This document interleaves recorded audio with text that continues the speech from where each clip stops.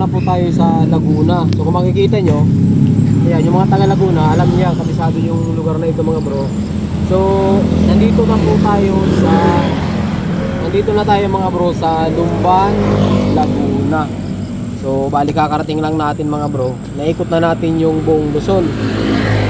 Medyo matagal-tagal na din kasi tayo mga bro hindi nakakapag-rides, kaya naisipan ko na ikutin yung buong Luzon. So bali yung kaliwa at yung kanan naikot natin. So galing tayo dito ng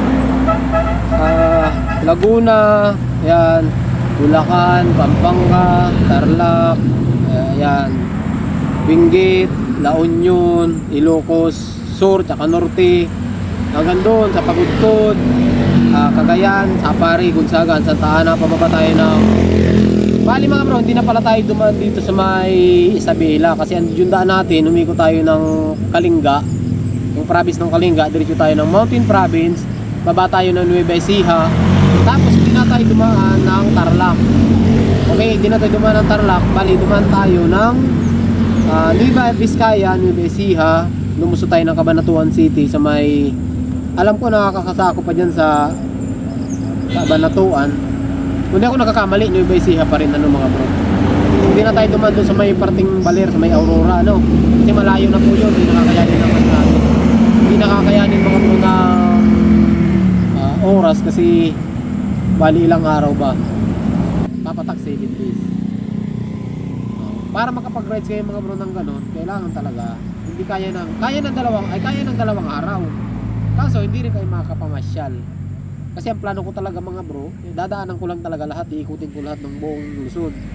Kaso itong kasama natin mga bro, gusto niya mamasyal, kaya umabot tayo ng isang linggo. Kulang ko lang mga bro, tinan mo yung suit natin tinan nyo mga bro. Wasak diba? Hindi siya wasak, putik talaga. So yung experience ko mga bro sa long ride sa Luzon, ang pinakamahirap na daan yung parte dito sa may Mountain Province. Kaya pala siya tinawag ng Mountain Province, puro talaga mountain. Ngayon yung babagsakan nyo, bangin, kaliwaan nyo. Ang problema, rough road siya may kalsada, tapos titigil, batuhan, tapos kalsada ulit, paliko-liko, tapos meron kayong mga madadaanan ng mga bato. Landslide. Yeah, may mga landslide kayo madadaanan, may bato, may basta mga bro, kung advice ko dun sa mga dadaan ng Mountain Province, mas maganda may kasama kayo or huwag kayo magpapaabot ng gabi. Tapos yung motor nyo kailangan nakakondisyon kasi once na masiraan kayo ng kahit kadena or ma-flat kayo ay problema. Tapos hindi ko alam kung meron pa rin dyan mga kalaban. Meron dyan masasamang loob mga bro sa dyan sa Mountain Province. Hindi ko lang sigurado kaya nakakatakot. So nakaramdam tayo ng konting takot. Tapos ayun mga bro, yun lang.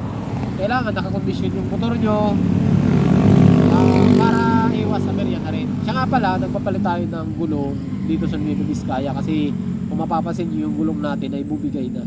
Manipis na naman talaga yung bago tayo umalis dito ng Laguna, manipis na talaga siya.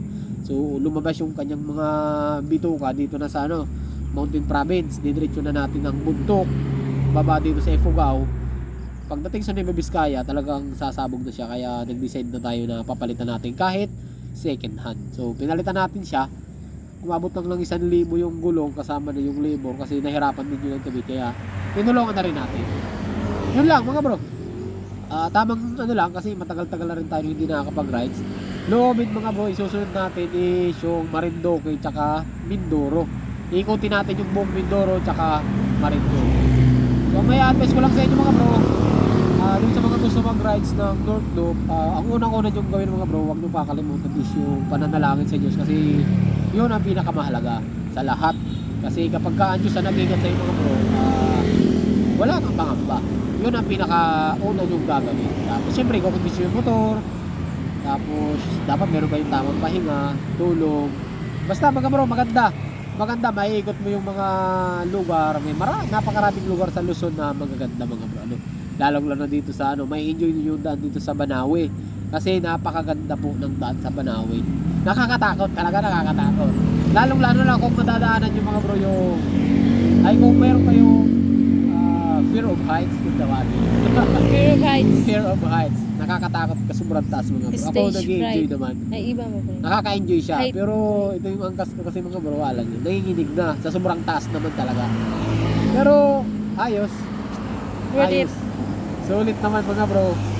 Sa gastos, No comment.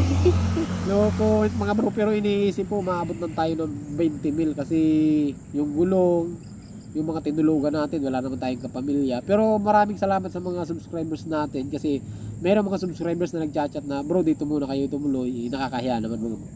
Mahihain kasi ako eh. Sana. Kaya ayun, yun lang mga bro. So hanggang dito lang po yung video natin. Ito na po yung huling video natin na post about dito sa rides natin sa North Loop. Abangan nyo na lang yung susunod natin. So hanggang dito lang mga bro. Magandang araw sa inyong lahat at ride safe po palagi.